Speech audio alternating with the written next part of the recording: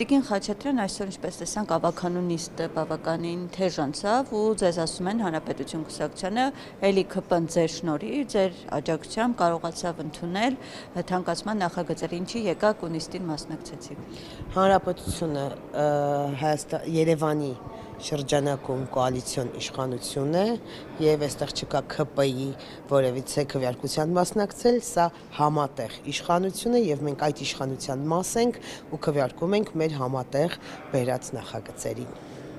Այսինքն ԿՊ-ն ինչպես վարվի, որ նախագծին քվեարկի։ Այսօրվա նախագծերում չկար որևիցե թանկացում։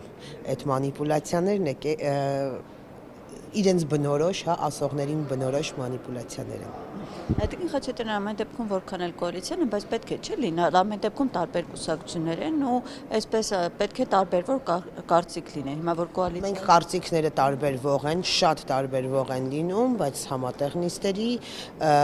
աշխատանքային պրոցեսների ժամանակ եւ գալիս ենք ընդհանուր կոնսենսուսային որոշումների, որը գալիս է արդեն իսկ ավականու նիստ։ Տիկին Խաչատրյան, նայեք ինչ են ասում են, որ քաղաքացիական պայմանագիրը, որը դուք կոալիցիա եք կազմել, նախ հենց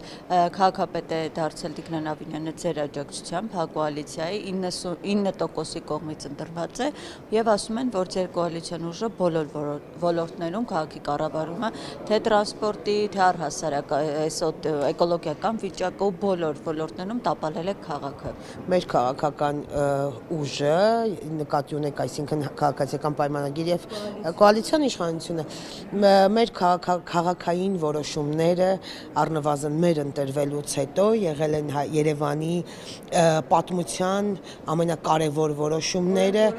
Երևանի թե տրանսպորտը, թե կանաչապատման հետ կապված բոլոր որոշումները, ես ավարտեմ, եղել են ամենապատմական որոշումները, որոնք ես ասել եմ, այս քաղաքային իշխանությունը այն քաղաքային իշխանությունն է, որի աշխատանքի արդյունքները, որի աշխատանքի այն արդյունքները, որը մենք դրել ենք մեր առաջ, ինչի մենք պետք է հասնենք, ստանալու է հասարակությունը, տեսնելու է հասարակությունը, իր գնահատականը տալու է քիչ ավելի ուշ, որովհետև մենք չենք գնացել պոպուլիզմի, մենք չենք գնացել ԿՎ-ի համար որոշումներ կայացնելու, մենք չենք գնացել ժամանակավոր լուծումների, այլ մենք գնացել ենք գլոբալ մեծ լուծումների, որի արդյունքը կտեսնենք թե կանաչապատ, թե վարդագույն սիրուն Երևանը շուտով, թե կտեսնենք նաև այն տրանսպորտը, այն գազելները, որոնցից պրծանք մենք լավ հիշում ենք, չէ՞, Մավան գազելներն ու մնացածը։ Այդ արդյունքը հիմա էլ տեսնում ենք, որ էլի այսպես քաղաքում բեռնաթափումը ամենուր եք խցանում են ցանկացած ժամի, խցկված են մարդիկ, օդի վիճակը, որ ասում եք կանաչապատ։ Հիմա ասեմ, եթե դուք նայեք Երևանի 2026 թվականի բյուջեն, որը հաջորդ հարցն է օրակարգի, այնտեղ կան ճանապարհներ, որոնք կառուցվելու են ու որոնք բեռնաթափելու են քաղաքը։ Ինչ վերաբերվում է օդի աղտոտվածությանը, բյուջեին հաջորդող հարցը հենց դրան է վերաբերվում, դա էլ եթե նայեք, թե ինչպես է այս վիճակը չի ստեղծվել որևիցե բանի արդյունքում։ Այս վիճակը եղել է միշտ, լինում է միշտ սեզոնային եւ ընթացիկ պրոցեսներ են, որը լինում են։ Մենք հիմա վերջին տարիներին անընդհատ փորձում ենք նվազեցնել այն վիճակը, ինչ կա։ Թե խոտերի վառելու սեզոնին, թե առհասարակ կանաչապատման այդ ամենին Երևանում ոչ օրինական շինթույլտվություններ չեն տրվում։ Երևանում ոչ օրինական շինթույլտվություններ չեն տրվում։ Այո։